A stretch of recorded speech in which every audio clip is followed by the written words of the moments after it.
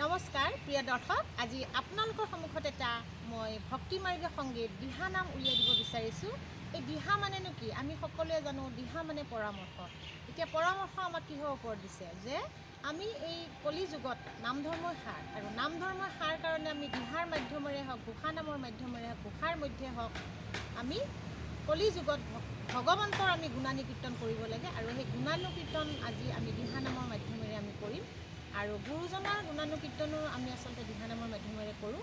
আজি আপোনালোকৰ সন্মুখত মই শ্ৰীমন্ত শংকৰদেৱ গুৰুজনাৰ লিখনিৰ ওপৰত তেওঁৰ গুণানুকীৰ্তন কৰা হিচাপে এটি দিহা নাম আগবঢ়াই দিবলৈ ওলাইছোঁ।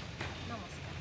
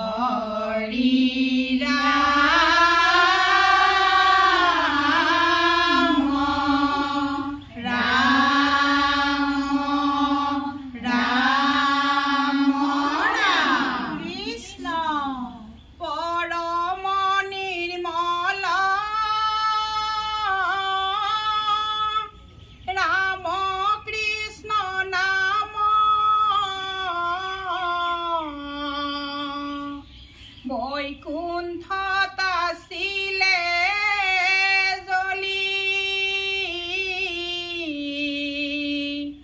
শ্ৰীমন্ত শংকৰে উধাৰি আনিলে কলি